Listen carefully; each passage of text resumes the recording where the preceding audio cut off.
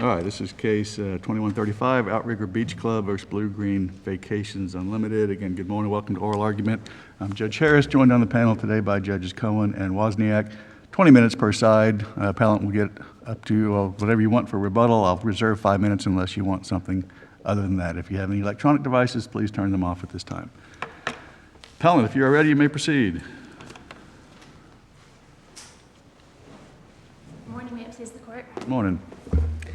I'd like to divide up my time equally with counsel for the directors, Laura Edelstein. Okay, so you're going to take 10 minutes? Yes, Your Honor, and I'll reserve 2 for rebuttal, please. Are you all going to track that, or do you want us to do that? I'll assume you can track it. Okay, You got it. All I'll right. do it. Okay. You may proceed. Thank you. Shannon Zed Trower here for Outrigger Beach Club Condominium. Outrigger Beach Club is a timeshare condominium in Ormond Beach. Turnover from developer control to non-developer unit owner control occurred in 1987. Blue Green, after it became a developer of Outrigger, complied with Florida statutes and only sat 2 members of the 5-member board for decades. Then in 2015, the board of Outrigger terminated its contract with Blue Green Management after a dispute arose regarding Outrigger's request for an independent audit of its financial. After that, after the termination of the management company, Blue Green decided for the first time in decades that it needed the opportunity to seat the majority of the board in contradiction to Florida Statute 718-301. This decision by the trial court has upends 40 years of well-established Florida condominium law, which has consistently held that Florida's non-developer unit owners have a vested property right to control their association post-turnover. The trial court was the first to rule that a developer can control post-turnover in 40 years, and it's in direct contradiction to Florida Statute 718-301. This court must reverse the trial court's judgment because 718-301 prevents any developer that meets the statutory definition in 718-103 from controlling a condominium association. You could have used the word any developer, right? Yes, Your Honor. But it didn't. What The do we take from that? Absolutely. Let's look directly at the statute. If you look at 718-301, start with the title, Transfer of Association Control. Then let's take a look at the one sentence that Blue Green and then the trial court focused on. We'll address that first. After the developer relinquishes control of the association, the developer may exercise the right to vote any developer-owned units in the same manner as any other unit owner, except for the purposes of reacquiring control of the association or selecting the majority members of the Board of Administration. So the developer cannot reacquire ownership or Correct. control. And the developer, if you look at the statute, is either a developer who creates a condominium or a developer who regularly leases or sells condominium parcels in its course of business. The definition is 2 separate definitions, either the creator or one who leases or sells. The one who leases or sells can't reacquire control because they never had it to begin with. You're correct, Your Honor. And that's where this or comes in this sentence. They can't reacquire control, or they can't select the majority members of the Board of Administration. If you take Blue Green's argument and what the trial court believed at face value and find that this sentence only applies to the relinquishing developer, which it does not, then this sentence is inapplicable to our case because this sentence only applies to Upton, the creating developer. But the sentence begins with after the developer relinquishes control of the association. So why wouldn't it be limited to the relinquishing And so developer? if what that sentence is saying is after turnover occurs. Because what happens when a condominium is created, it's created by a developer and that developer relinquishes control. So it's pointing to a moment of time. That moment of time is turnover, and that moment of time, as they're describing it, is after the developer relinquishes control. So, but running with your argument, say they are correct, and the trial court was correct that this sentence only applies to Upton, then this sentence only gives right to Upton, because the sentence is giving Upton a right. They're saying you can vote. You can't vote to control the board, But you can vote. You can vote on whether or not we improve the pool or any other condominium matters, but you can't vote to control the board. So if that sentence is only applicable to the creating developer, let's look at the rest of the statute. Look at the very last sentence of the first paragraph. Unit owners, other than the developer, doesn't say anything about relinquishing, other than the developer, go back to the definition of developer, are entitled to elect at least a majority of the members of the Board of Administration of an association upon the first to occur of the following. No one disputes the following occurred and turnover occurred. This sentence gives the unit owners a vested property right to control their association.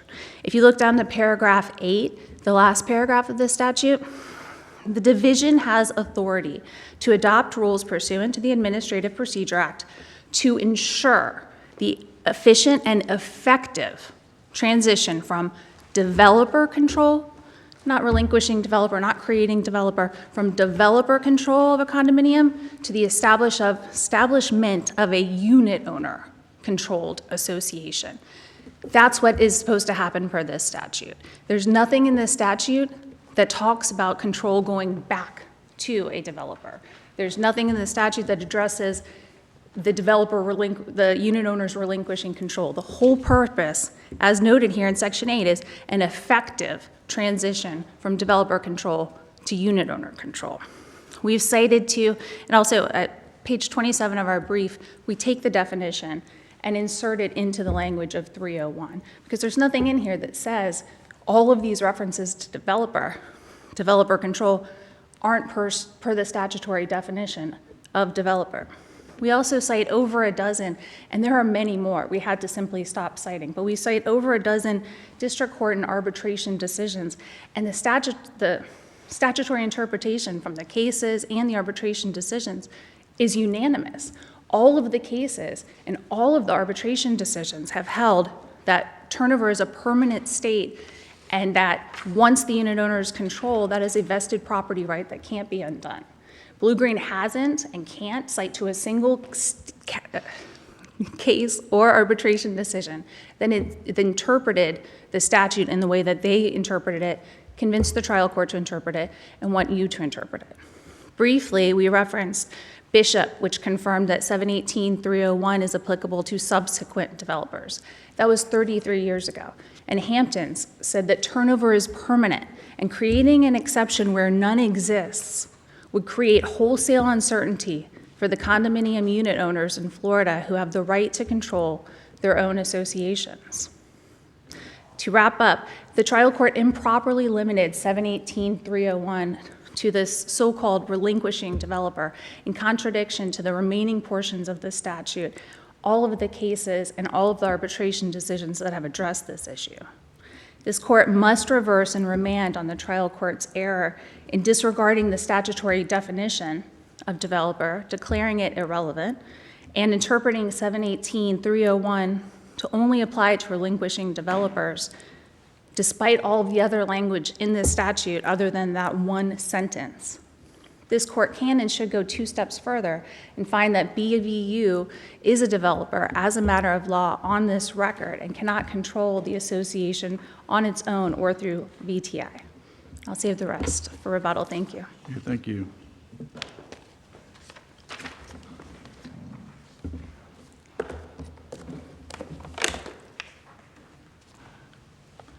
All right, counsel, you're also good with 8 minutes and reserving 2 for your rebuttal? Yes, Your Honor, thank Okay. you.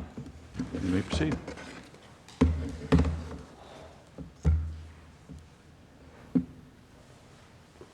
Good morning, may it please the court. Lara Edelstein on behalf of the directors, Lori A. Glazer, Kathleen McHugh, and Leonard Wyden.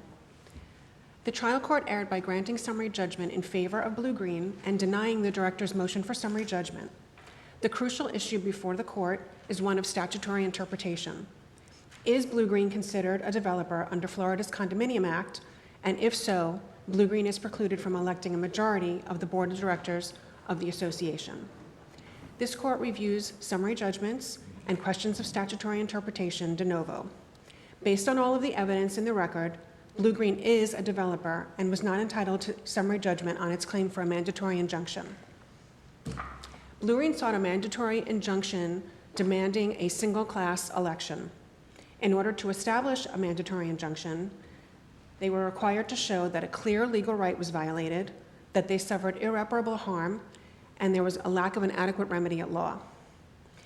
Based on the statutory language, there is no clear legal right to a single-class election, and Blue Green was not entitled to its mandatory injunction. Even if there was a clear legal right, there was no evidence that the directors violated any such right. We must look to the language of the statutory text. Didn't the directors here put off elections for a number of years?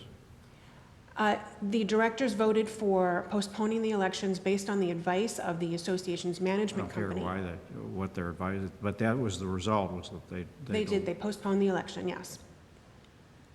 So we look to the language of the statute to determine whether or not Blue Green is a developer. And when we look at the statute, none of the Apparently have words... no problem with the fact that they delayed.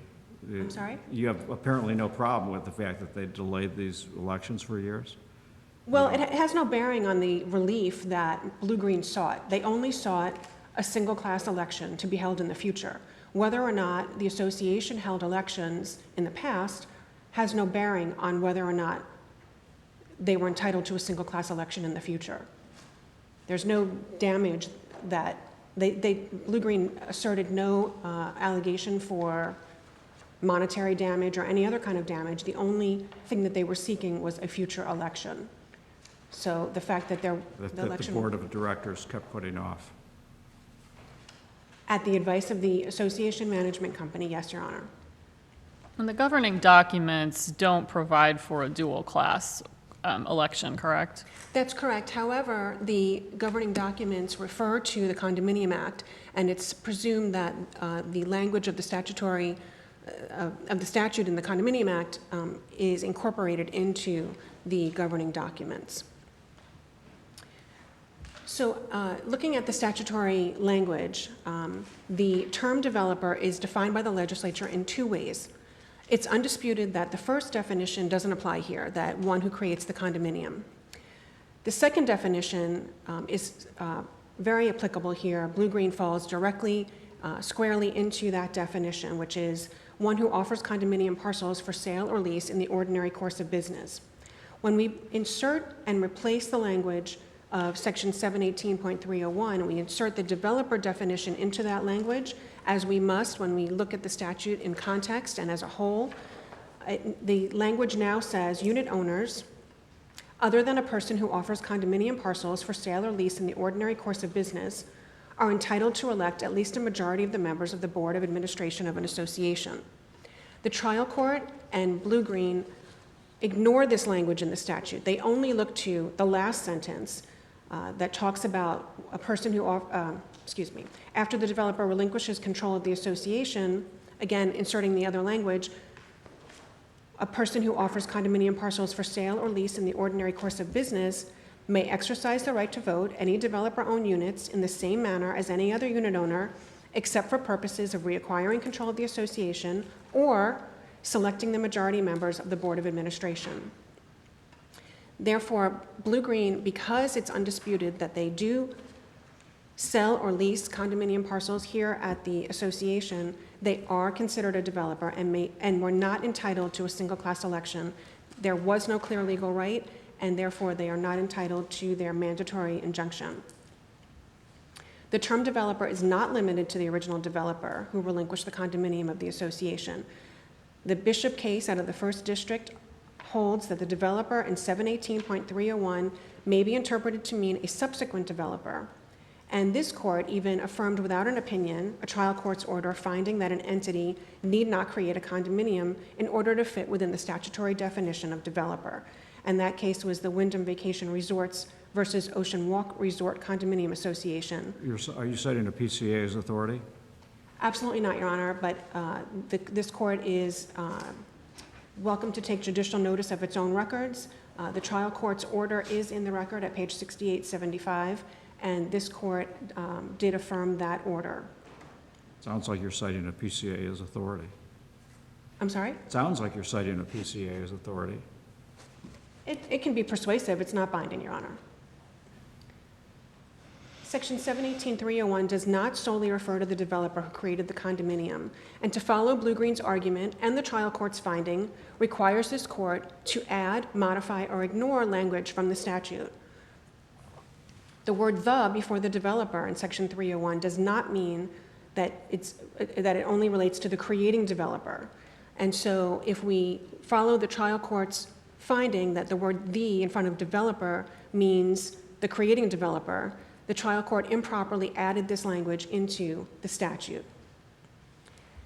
Even if this court finds that there was some clear legal right to a single-class election, Blue Green has admitted no evidence that the directors violated any such clear legal right. The undisputed evidence is found in the transcript of the board meeting from June of 2018. At that meeting, the association's counsel advised the board that the dual-class election structure would be utilized because Blue Green is a developer. The directors voted only to hold an election. There was no discussion, and there was no vote and no affirmative action taken by the directors to implement the dual-class structure election. Blue Green cannot get past this hurdle. The directors took no affirmative action. Blue Green cannot point to any affirmative action the directors took to violate the alleged clear legal right. Blue Green even admitted this in their second amended complaint. They said that the directors ended the meeting without any vote on the dual-class structure, and that's at page 3580 of the record, paragraph 64. The trial court also erred in rejecting the director's So are you suggesting then that you're not going to have dual-class voting? Is that what you're suggesting, that if we were to accept your position in reverse, that there'll just be the single tier? No, Your Honor. Our position is that the dual-class structure is warranted by the statute, but the directors did not vote on that action. The association's counsel advised the board. So is this an academic exercise? Is that what you're suggesting then? So if it goes back, then you're going to institute dual-class, the dual-class voting system, and we'll be right back here? I guess I'm not understanding your question. The director's position is that the dual-class structure is authorized and mandated by statute because a developer is not entitled to elect a majority of the board of directors. My point is that the directors did not violate any clear legal right that Blue Green may have had as an affirmative defense, because we have to assume in an affirmative defense that the allegations of the complaint are true. So if it is true that there was a clear legal right that was violated, the directors did not violate it because there was no affirmative action on their part to allegedly violate this right. They took no affirmative action. They didn't vote on a dual-class structure. They only followed the advice, and the association's management company implemented the election. The directors didn't play any role in implementing or voting for the dual-class structure. So we're asking for the court to reverse and enter summary judgment in favor of the directors, and the case will be over, and then the voting from now on will be by the dual-class structure as long as Blue Green is still an owner of the units that they have. And Counselor, you're about 9.5 minutes into your argument. Okay, I'll reserve any remaining time for rebuttal. Thank you. Thank you.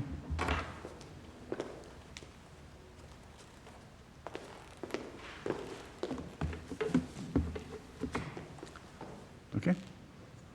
May it please the court, Grace Mead and Joseph Honorati from Stearns Weaver Miller on behalf of Blue Green Vacations Unlimited, Inc. and Vacation Trust, Inc.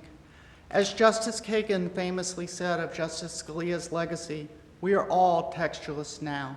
And that is the one issue that everyone in this appeal agrees on, as they must. And no one can really state Give you a or... hypothetical. Sure.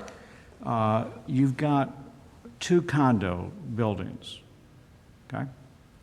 And so you've got a developer on one condo building, you've got a developer of a second condo building. And so the developer of building 1 decides we're going to sell to, transfer to developer 2, and developer 2 then is going to transfer ownership to developer one. You understand? So they're going to swap. Under your interpretation of this statute, all bets are off in terms of developer maintaining control under that scenario, correct? I don't believe so, Your Honor, because the question would be, does the relinquishing developer maintain control? And there would be a paper record there, as there was Oh, here. no, they're going to swap. They're going to, there's no maintaining control. The developer of condo one now becomes, part of developer, the second building, the second condo, and the developer of that condo, becomes involved in building one. They're not maintaining any control each over the other. Under your theory of the interpretation of the statute, that developer could maintain control of the condo association. Do you understand the hypothetical? I believe I do. This is post-turnover to the unit owners in each building, but there's substantial unit ownership by developer one and developer two in each building. And the question is, could they just do a swap? Right. I think that in that case, you would have to look at indicia of developer control in the transactional documents, which is what Judge Orfinger did here, and found clearly that is not the case here. Because turnover here happened in 1987 by Hugh Upton, and then Blue Green, then they sold I'm it. just giving you this as a hypothetical. And there's no, indicia, it's an arm's length, transaction. If it is an arm's length transaction, the restriction is limited to the developer one and developer two in each building, correct, Your Honor? So under your theory, then, the developer one that goes and gets into, the second building could maintain control of the association, correct? Correct, Your Honor. It would have to be post-turnover. So in other words, the general operation machinery of So corporate... what's to prevent developers all over the state from doing that? Well, what prevents developers all over the state from doing that are the other checks on developers contained post-turnover. For example, developers have certain rights and obligations pre-turnover. The developer is liable for everything that happens under the Condo Act pre-turnover. They go into a different building, and the successor developer has, or the developer two, now in developer one's building, has every incentive to hold developer one liable, for example, for a construction defect. For example, for any other violation of the Condominium Act. The point is that under 301(1), the original developer has extraordinary rights and obligations. And it recognizes that, for example, in Section 5, where it says prior to relinquishment, that original developer is responsible for Condominium Act violations. It's responsible for all the board acts. There's a specific mechanisms, for example, if there are construction defects. And all of that recognizes, and this is the word... But they were responsible for that if they stayed within their own building. And so, by doing that, they're in no worse position than they were initially. Well, there's a threshold for turnover, right? There are multiple thresholds for turnover. So unit owners aren't even entitled to elect a third of the board until 15% of units have been sold out. And if it is post-turnover, and developer one and developer two are standing in each other's shoes, they have an incentive to hold the other accountable. Just as any corporation in arm's length. I'm sure y'all see... But they control, but under that theory, because again, I think they're in no worse position than they would have been, had they maintained their own building. But the difference is that now they get to control the condominium association. If they can win the votes, they have the right to control it. It's interesting that, Judge Orfinger focused on the word reacquire, as y'all did. It also says select. It says select because prior to turnover, the relinquishing developer has the right to select the board of directors. And it's only as you hit these thresholds, you have 15%, and then the unit owners get to elect a third, that there is even an election. So the entire statute contemplates that it's limited to the relinquishing developer.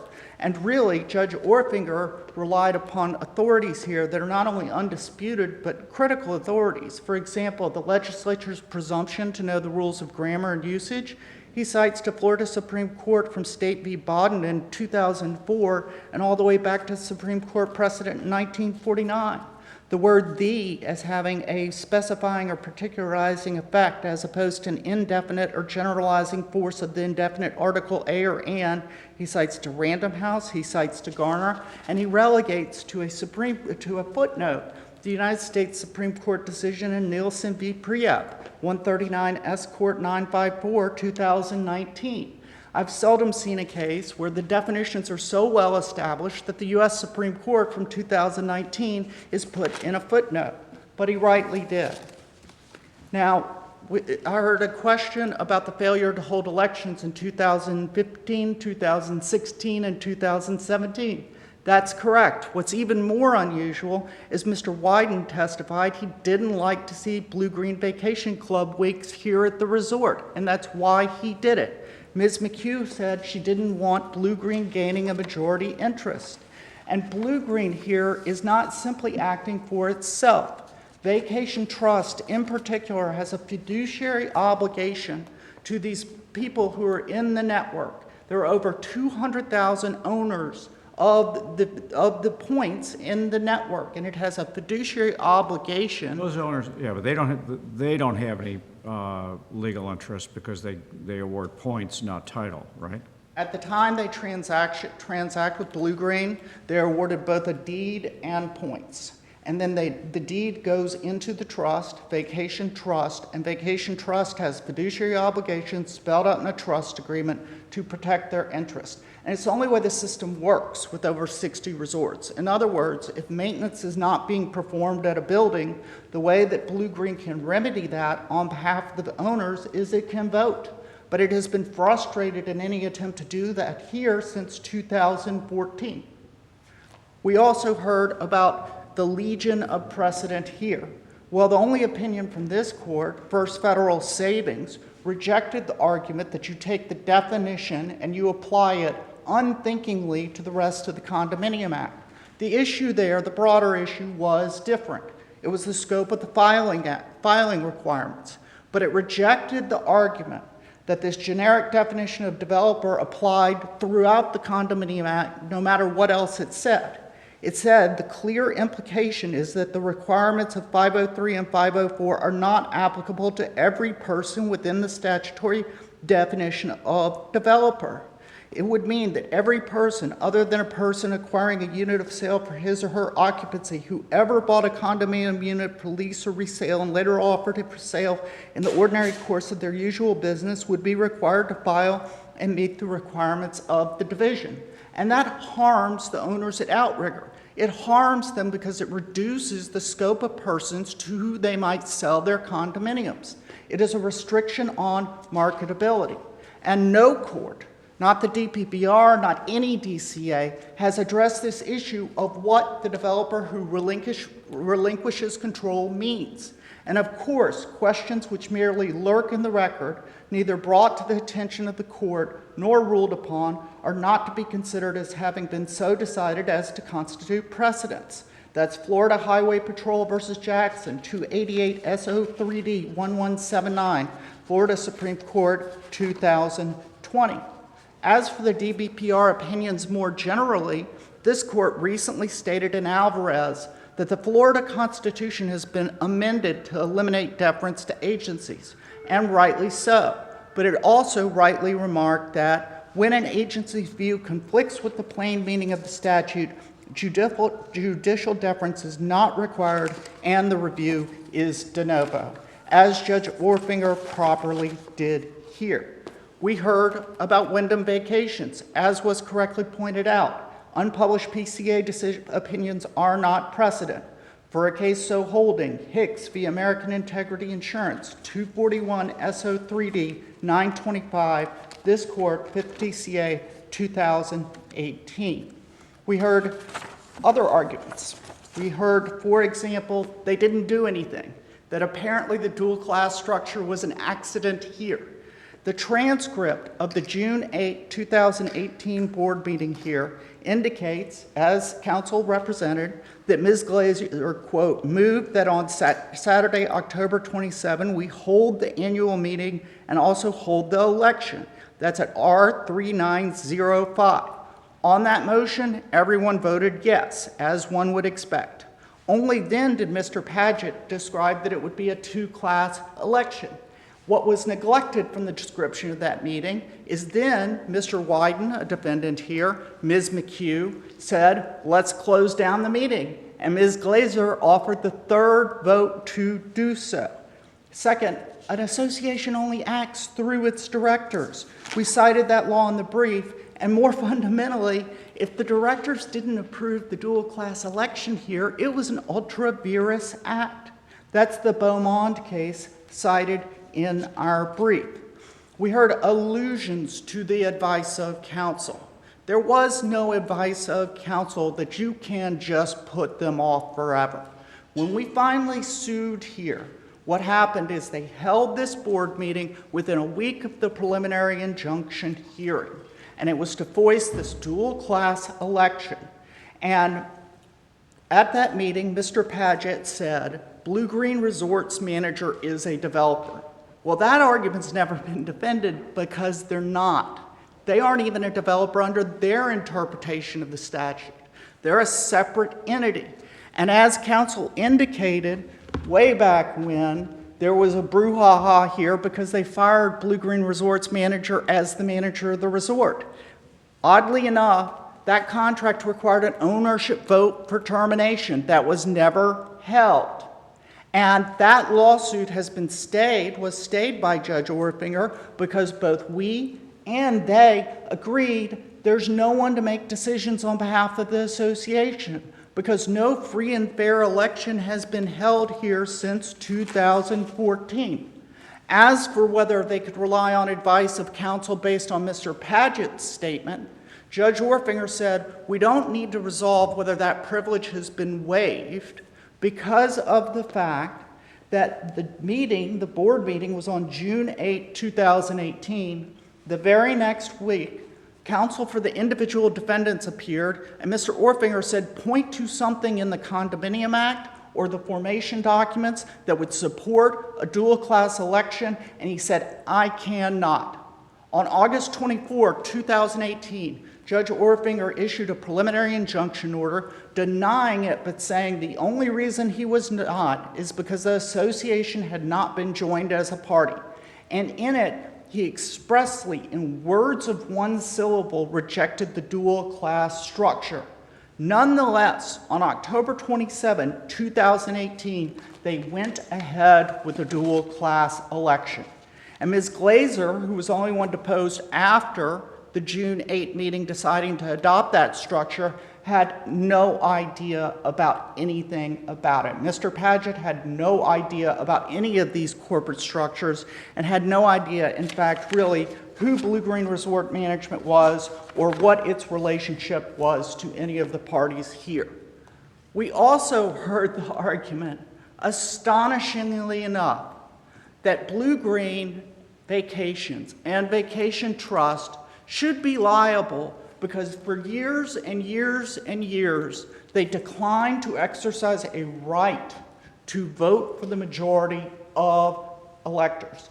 Jeffrey Lee testified the reason they do that is they want them to have autonomy, that in the best of all worlds, they go along and get along.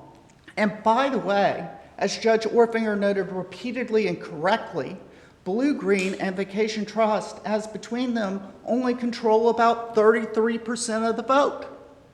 And they nonetheless sought to hold that against us and moved for summary judgment claiming we had waived any right to elect more than a few directors. Judge Orfinger rejected that at summary judgment. And he rightly did so because the outrigger bylaws here state that the failure of any unit owner to enforce any right or provision which may be granted by the condominium documents shall not constitute a waiver, and he cited precedent, including from this court, that such anti-waiver provisions can and should be upheld as a matter of law. That was not appealed from. Instead, we hear the innuendo that because Blue Green attempted to defer to the decisions of others, deferred from allowing anyone on its affiliated with it to control the majority, it is forever foreclosed when the directors testified under oath that it is out of antipathy toward Blue Green owners who stay at this resort, that they disenfranchised 100% of the unit owners at Outrigger in 2015, 2016, and 2017. Only then did Blue Green seek to elect a majority of this board. Last election was 2014. There are likely people who no longer own units in that building who voted in that election, and yet still the director defendants hang on.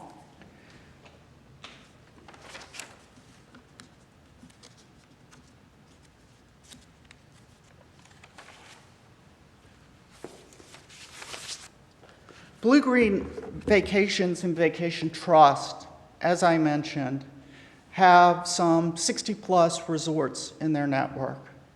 They have interconnection agreements that enable people with points to stay at tens of thousands. Vacation Trust has a fiduciary obligation to over 200,000 Blue Green owners. The reason that this appeal is in fact much ado about much is the entire system breaks down absent free and fair elections through which all unit owners, including Blue Green and Vacation Trust's ultimate beneficiaries, are able to elect. We can end the whole timeshare industry with this? Well, Your Honor, it's a timeshare what a condominium, wonder- so what an- probably not. The what an defendants run a invitation. timeshare condominium, so probably not. You have a timeshare condominium versus a points-based system. And the latter is an evolution because people wanted more flexibility. Unless the court has any further questions, I have nothing further. We ask questions just about timeshare ownership? Sure, Your Honor. All right, thank you, counsel. All right, appellant has about 2.5 minutes to go. Sure how you guys want to split that up. You still going to keep 2 minutes? I'll let you guys figure that out, but 2.5 minutes. Thank you, Your Honor, Judge Cohen. I think you hit the nail on the head with your hypothetical, and it's one that I presented to the trial court. If You mean the I didn't developer, make that up myself? if the developer control was so easily circumvented, the statute was so easily circumvented, where all that needed to happen was a new entity was created, and the owned unit weeks, the developer-owned unit weeks were transferred to that new entity, then the statute could be easily circumvented if, in fact, it did only apply to the relinquishing developer, which it does not. Once again, Blue Green's counsel relied solely on one sentence of the statute, missing again the points that we already discussed, the title of the statute and the other key language. Big picture, it doesn't matter relinquishing developer, second developer, third developer. The point is corporate control. In Florida, the condominiums are to be controlled by the unit owners, the people who live there or the people who visit there, the people who use the amenities, not corporate control where they can simply own blocks of units, control the entire condominium as if it were a hotel. But if they have 1/3 of the members, effectively, wouldn't you all remain in control anyway? Unfortunately, Your Honor, it's just like voting in the United States, voting with these associations. But that's your problem, not our problem. Absolutely it is, but the statute doesn't say that the condominium should be unit owner controlled if they can get out there and get the vote. The point is that it can't be developer controlled. That statute says transfer of control, and that's why some of the cases address the class voting, and I wanted to address quickly on that. We're not here asking you to sanction class voting. We're here for you to confirm the plain language of the statute, which is that after turnover has occurred, which no one disputes, the control of the condominium must be in the unit owners and not in the developers. The focus on the word "the" instead of on the focus of the actual definition of develop was completely irrelevant. In the statute, it also mentions the unit owners, but no one has made the argument that it only applies to the unit owners who were specifically taking control at that moment in time. Unfortunately, I'm down to already 16 seconds. So again, the plain language of the statute gave a vested property right to the unit owners to control the condominium after turnover. Turnover has occurred. Those unit owners, all of the unit owners in Florida have a vested property right to control their condominium, and this case shouldn't take that away. Thank you.